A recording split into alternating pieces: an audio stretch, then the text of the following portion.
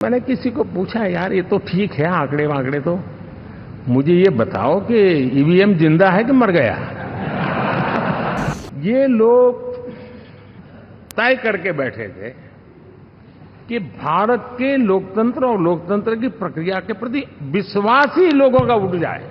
मुझे तो लगता था कि शायद इस बार वो ईवीएम की अर्थी का जुलूस निकालेंगे। 4 जून शाम आते आते उनको ताले लग गए, ईवीएम ने उनको चुप कर दिया। ये ताकत है भारत के लोकतंत्र की। 5 साल तो अब ईवीएम शायद मुझे नहीं सुनाई देगा, लेकिन जब 29 में हम जाएंगे तो फिर से शायद ईवीएम को लेकर के नाचने की शुरुआत करेंगे। साथियों, हम लोग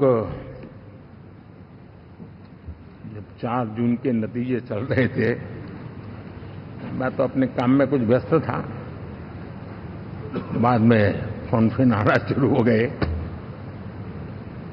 तो मैंने किसी को पूछा, यार ये तो ठीक है आंकड़े वांकड़े, तो मुझे ये बताओ कि ईवीएम जिंदा है कि मर गया।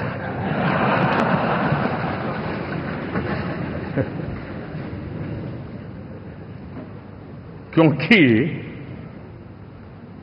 ये लोग तय करके बैठे थे कि भारत के लोकतंत्र और लोकतंत्र की प्रक्रिया के प्रति विश्वास ही लोगों का उठ जाए, और लगातार ईवीएम को गाली देना। और मुझे तो लगता था कि शायद इस बार वो ईवीएम की अर्थी का जुलूस निकालेंगे, लेकिन 4 जून शाम आते आते उनको ताले लग गए, ईवीएम ने उनको चुप कर दिया। ये ताकत है भारत के लोकतंत्र की। ये ताकत है भारत की निष्पक्षता की। ये भारत की ताकत है भारत के चुनावी तंत्र की, चुनाव आयोग की। और मैं मानता हूं कि ये आशा करता हूं कि 5 साल तो अब ईवीएम शायद मुझे नहीं सुनाई देगा, लेकिन जब 29 में हम जाएंगे तो फिर से शायद ईवीएम को लेकर के नाचने की शुरुआत करेंगे, क्योंकि इनके सुधरने की संभावनाएं बहुत कम है। आप देखिए, चुनाव के समय मैंने पहली बार देखा, शायद हर तीसरे दिन इलेक्शन कमीशन के काम में रुकावट आए, इसके लिए सुप्रीम कोर्ट के दरवाजे खटखटाए गए। भांति भांति की एप्लीकेशन, और एक ही टोली थी। और लोकतंत्र के प्रति जिनका भरोभार अविश्वास है, ऐसे लोग सुप्रीम कोर्ट का उपयोग करते हुए कैसे रुकावट डाले, इसका निरंतर प्रयास करते रहे। और चुनाव आयोग की ताकत का एक बड़ा हिस्सा अदालतों में, इस पीक अवर्स में, चुनाव के पीक अवर्स में,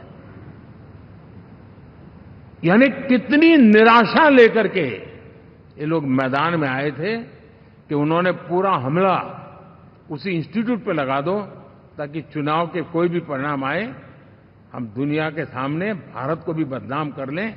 ये षड्यंत्र का हिस्सा था दोस्तों, और कभी भी देश उनको माफ नहीं करेगा। साथियों, इंडी गठबंधन वाले जब ईवीएम का विरोध करते हैं तो मैं सिर्फ एक चुनाव के रूप में नहीं देख रहा। मैं मानता हूं ये लोग मन से पिछली शताब्दी के सोच वाले लोग हैं। वे टेक्नोलॉजी को हम महत्व न समझते हैं, न टेक्नोलॉजी स्वीकार करने को तैयार है। और ये सिर्फ ईवीएम में दिखाई दिया, ऐसा नहीं, यूपीआई में दिखाया। जब हमने कहा कि हिंदुस्तान के लोग डिजिटल ट्रांजैक्शन करेंगे, फिनटेक की दुनिया में आज हिंदुस्तान का नाम हो गया, मानने को तैयार नहीं।